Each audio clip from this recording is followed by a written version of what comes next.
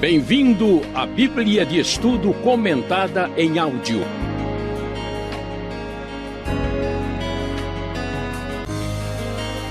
Estudo 113, baseado em Romanos, capítulo 15 e 16. Como você sabe, como era bastante comum há algum tempo atrás, quando se terminava uma carta, uma correspondência, a gente dizia PT saudações. Pois é, há muito tempo Paulo escreveu Romanos e, vamos dizer assim, no capítulo 15 e 16, ele encerra a sua palavra de bênção, uma palavra edificante para a igreja de Roma, com o seu PT saudações. E é muito interessante e muito surpreendente o que Paulo vai nos apresentar nesses capítulos finais.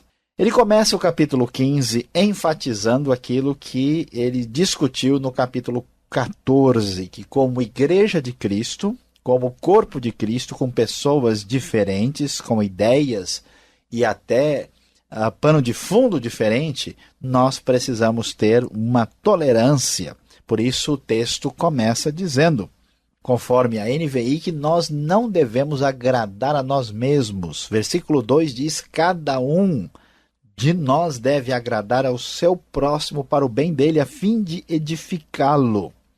E Paulo então vai nos dar uma coletânea de conselhos importantes, que são aquelas recomendações finais da carta de Romanos, e também vai nos apresentar uma lista de nomes de pessoas para as quais ele manda muitas e muitas saudações. É interessante como os conselhos e as palavras finais de Paulo são bastante equilibradas. O texto nos diz no versículo 5, o Deus que concede perseverança e ânimo, dê-lhes um espírito de unidade, segundo Cristo Jesus, para que com um só coração e uma só voz, vocês glorifiquem ao Deus e Pai de nosso Senhor Jesus Cristo. Paulo está desejoso de que a igreja tenha ânimo, coragem, força, possa perseverar e especialmente com esse espírito de unidade. O grande desafio em Cristo é que as nossas diferenças não destruam o sentimento de unidade, o sentimento de fraternidade que recebemos em Cristo Jesus. Portanto, ele focaliza muito isso porque a igreja de Roma tem gentios e judeus vivendo juntos, romanos e estrangeiros de outra parte também. Portanto, isso é o que importa. Preste bem atenção, a grande sabedoria da vida está em dar atenção ao que realmente importa, aquilo que vale a pena. E versículo 13, Paulo ainda diz com bastante força que o Deus da esperança os encha de toda alegria e paz, por sua confiança nele, para que vocês transbordem de esperança pelo poder do Espírito Santo. O que é importante na vida é alegria. A alegria é o combustível da vida. Como dizia Moody, a alegria é o amor em movimento. É importante ter alegria, importante ter paz, paz com Deus e com os outros, e transbordar de esperança. A fé cristã é otimista, ela vai adiante, ela tem a confiança, ela conta com a verdade de Deus e com a esperança futura, portanto, ela é bastante segura e muito motivadora da nossa vida. Paulo termina esta carta com um espírito muito positivo. Ele fala sobre a obra de Deus na sua vida, o seu ministério para alcançar os gentios, para a expansão do reino de Deus. E ele vai prosseguindo e fala de uma maneira muito pessoal. E aqui que está a grande contribuição dessa carta. É interessante, é impressionante, digno de atenção muito especial descobrir que a carta mais doutrinária, a carta mais teológica do apóstolo Paulo é também uma carta profundamente pessoal. É interessante que Paulo não se torna uma pessoa que só entende de teologia abstrata. Ele não deixa de ter um grande afeto, um grande amor especial e particular pela pessoa, pelo indivíduo. E, diferentemente de muitas pessoas poderiam imaginar, Paulo não é um cristão só de cérebro, ele é de cérebro e coração, ele é completo. E então ele diz que o grande desejo dele é: eu anseio vê-los, eu quero visitá-los. Para o cristão, nada é mais importante do que uma outra pessoa que foi criada à imagem e semelhança de Deus e por quem Cristo ousou morrer. Ele pretendia fazê-lo quando fosse à Espanha.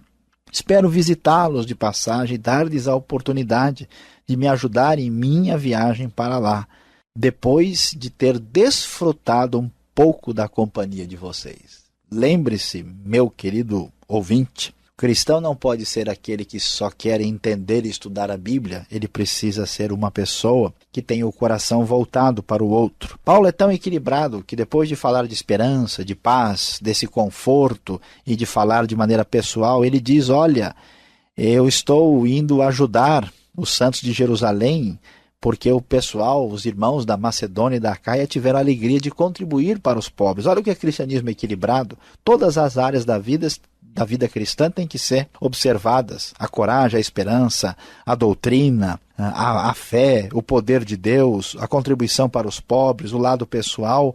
Não mutile a sua fé cristã, cresça de maneira completa.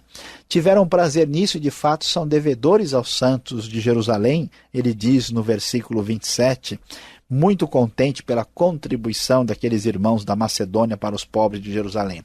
E então nos surpreende quando chegamos ao capítulo 16, que o texto sagrado, palavra de Deus inspirada, gasta uma grande quantidade de tinta e papel para dar nomes de pessoas, porque Deus valoriza as pessoas individualmente.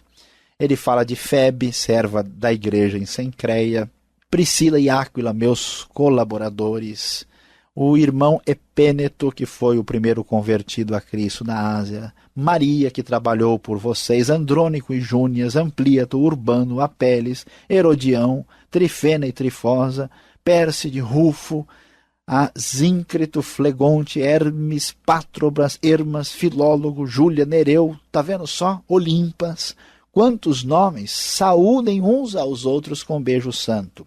Paulo sabe muito bem que Deus ama cada pessoa individualmente. É interessante ver isso porque Paulo ainda não foi a Roma, ele conhece essas pessoas, alguns eles conhecem mais de perto, como é o caso de Priscila e Áquila, mas Paulo, o grande teólogo, o grande homem de Deus, tem um coração que enxerga a pessoa individualmente, pessoalmente com o coração. Aí você pode observar como a cultura brasileira é tão próxima da realidade desse lado pessoal que aparece aqui no apóstolo Paulo, aqui no livro de Romanos, né? A mesma espécie de afeto, de valorização do indivíduo, ele está presente aqui na carta aos Romanos, mesmo sendo uma epístola tão importante, tão doutrinária e tão teológica. Nós precisamos ser equilibrados, tendo conhecimento e comunhão ao mesmo tempo. E Paulo termina a sua carta com duas palavras significativas no final. Ele diz: olha, meus irmãos, tomem cuidado, com uma grande advertência com aqueles que não estão fazendo as coisas de maneira correta. Quem são?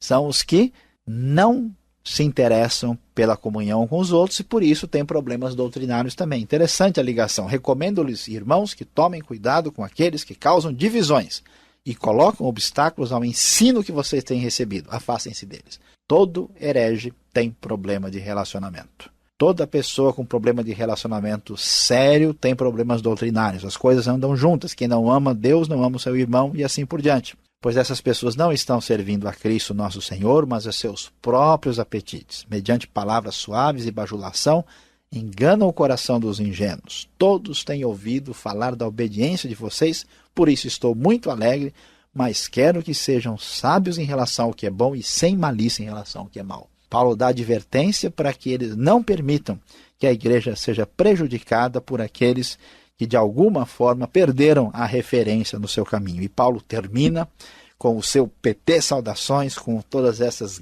saudações especiais para os irmãos, num espírito tão feliz, alegre, rejubilante, glorificando a Deus, e as últimas palavras do livro de Romanos ecoam do nosso coração, na nossa mente, na nossa vida, de maneira tão especial, com uma grande glorificação a Deus. Ora, aquele que tem poder para confirmá-los pelo meu evangelho, pela proclamação de Jesus Cristo, de acordo com a revelação do mistério oculto nos tempos passados, mas agora revelado e dado a conhecer pelas Escrituras proféticas, por ordem do Deus eterno, para que todas as nações venham a crer nele e a obedecer-lhe. Sim, ao único Deus, sábio, seja dada glória para todos sempre, por meio de Jesus Cristo. Amém.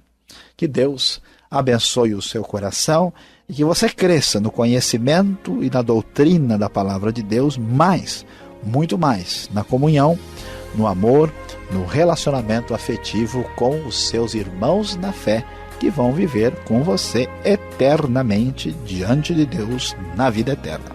Amém.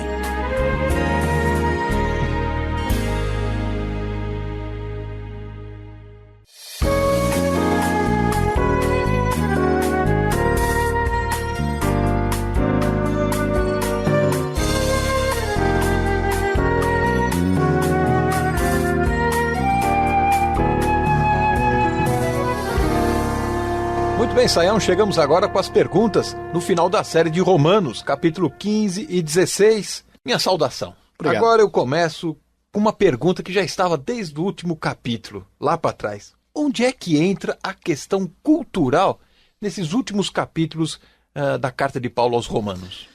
Pois é, Alberto, nós vimos o final do capítulo 14, o começo do capítulo 15, que enfatiza, como nós pudemos ver aí, que cada um deve agradar o próximo, que a gente deve suportar as fraquezas dos fracos no relacionamento entre as igrejas. E aqui é importante destacar a questão cultural. O que quer dizer isso? É que muita coisa que às vezes traz desunião, traz conflito e problemas nas comunidades cristãs, elas não são tão relevantes, são questões culturais, né? Por exemplo, é uma coisa assustadora, muita gente não consegue entender, né? Existem alguns cristãos na Europa que fumam. E lógico que fumar é um comportamento muito negativo e prejudicial, mas essas pessoas, por questão cultural, fazem isso, né? Até o pessoal conta, brincadeira, que alguns brasileiros foram para a Europa e os europeus ficaram escandalizados pelo tanto de café que os brasileiros tomavam. Mas o café é uma questão... Fala isso uma hora dessa. Pois é, né? É uma questão do hábito, né? Então existem fragilidades, né? Por exemplo, um cristão americano, ele vê a relação com a guerra com muito mais naturalidade, né, do que um cristão na Escandinávia, que se escandalizaria com a ideia de alguém ser cristão e participar de uma guerra. E assim, nós temos limites culturais e a gente deve procurar ser um pouco mais tolerante e entender. É claro que tudo julgado pela palavra de Deus, o que é errado, mas entender que algumas dessas questões são difíceis. Por que isso é tão importante hoje? Porque nós temos um mundo efervescente, né, que tem gente de toda parte. Só na cidade de São Paulo nós temos mais de 500 mil estrangeiros vivendo aqui, né? Fora pessoas que vêm de lugares diferentes do Brasil e que têm, vamos dizer assim, perspectivas e culturas diferentes. Então a gente precisa entender que a tolerância passa também por essa questão de compreender a maneira diferente de ser do outro, né? Eu me lembro a vez que eu tive que viajar a Buenos Aires, na Argentina, e descobri lá que os homens se cumprimentam uns aos outros assim com um beijinho semelhante, né, às mulheres aqui no Brasil tal, e eu achei muito diferente aquilo, né, e não me senti à vontade, né, porque é uma questão cultural. Mas é claro que aqueles argentinos estão fazendo aquilo dentro do contexto deles, né, que não tem nenhum significado diferente. Dizem que tem uma tribo na Amazônia que as pessoas cumprimentam uma outra cuspindo no peito do sujeito. Bom dia, bom dia, né? Não, aí fica difícil. Então a gente... Fica sem o meu bom dia. Exato, né? A gente não responde, né? Então a questão é importante, né? E isso deve ser levado em consideração quando a gente fala no relacionamento entre as pessoas na fé cristã. Temos mais um desafio nos dias de hoje. É estudar e entender a cultura do próximo, não é verdade? Exatamente. Agora saiu no verso 4 de Romanos 15, fala que todo escrito, né, ele nos traz esperança. Esse todo escrito é toda a Bíblia, é Números, é Levítico, é qualquer outro livro, né, relacionado a esta matéria? Olha, a pergunta é importante. Veja como é importante entender a realidade do texto bíblico. Toda a Bíblia é palavra de Deus, toda ela é inspirada. Ou seja, não há nenhum outro documento religioso que possa ter o lugar semelhante ao que a Bíblia tem.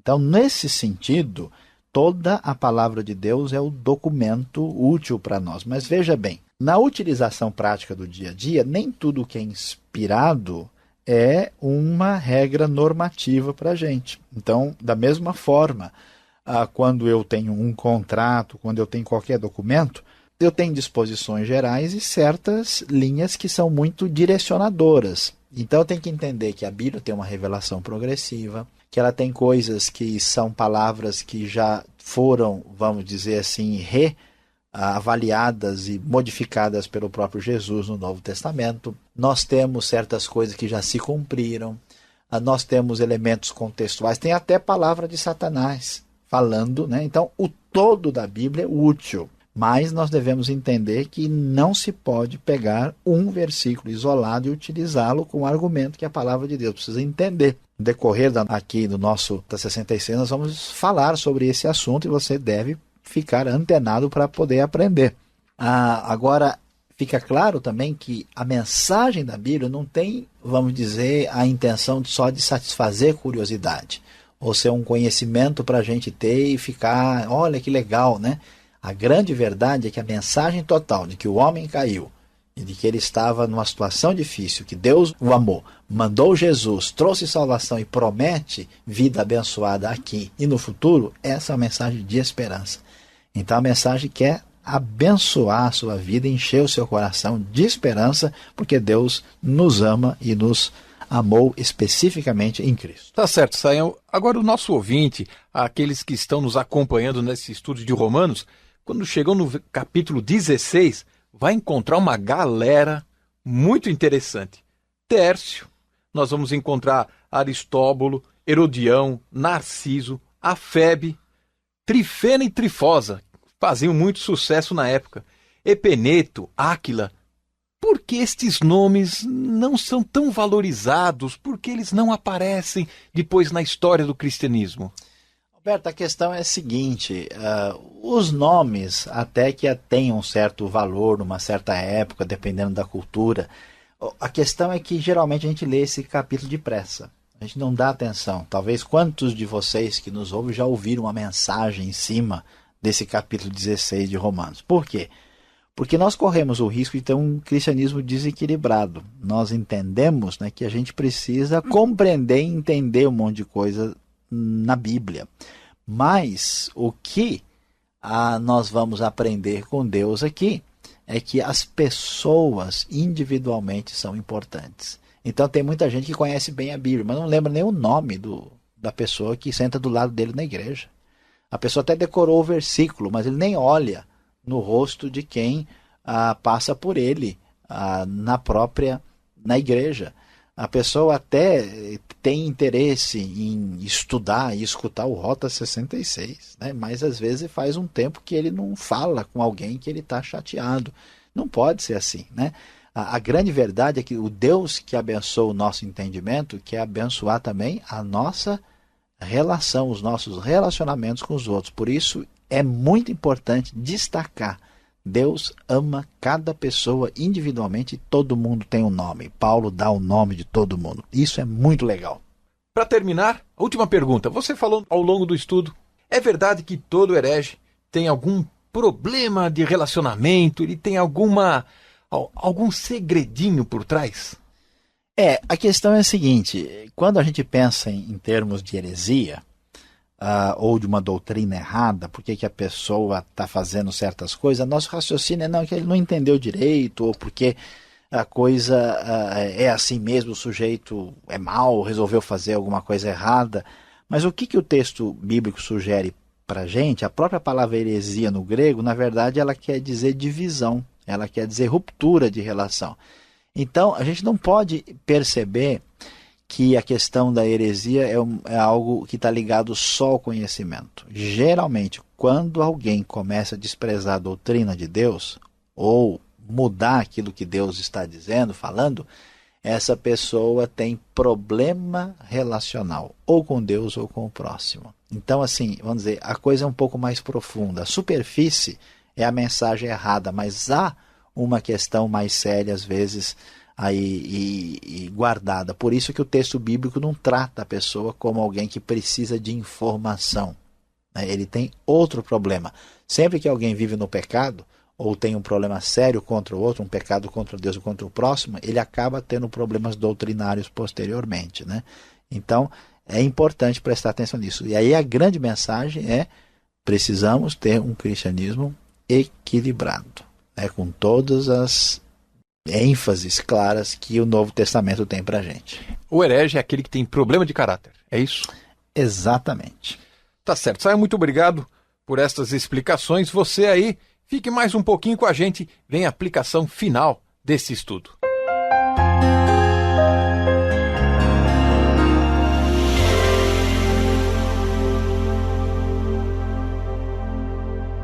Hoje vimos aqui no Rota 66 o estudo de Romanos capítulos 15 e 16, falando sobre o tema PT Saudações. E a grande lição, a grande mensagem que vamos encontrar nesses dois capítulos que fecham a carta mais doutrinária, mais especial do ponto de vista teológico do Novo Testamento, é que a bênção está no equilíbrio. É interessante como nós temos problemas sérios na nossa vida quando nós vivemos de alguma forma, em alguma área, sem equilíbrio. Quem se alimenta mal, por exemplo, e vai no médico, o médico vai dizer: olha, você precisa disso, falta mais vitamina C, falta mais esse tipo de mineral. Da mesma forma, muitos cristãos são cristãos cerebrais, tem um formigão de Jesus, uma grande cabeça para Cristo. Outros são os cristãos chorões, tantas emoções, eles quase saem do culto nadando, de tanta lágrima que derramam. Outros cristãos são cristãos festivos, só querem saber de eventos e de outras coisas mais. Paulo fala de teologia, Paulo fala de esperança, Paulo combate o erro, Paulo dá valor às pessoas, ele é profundamente relacional, cheio de amor, se preocupa com os pobres. Lembre-se, cristianismo saudável é cristianismo equilibrado. Não se esqueça, a bênção está no equilíbrio.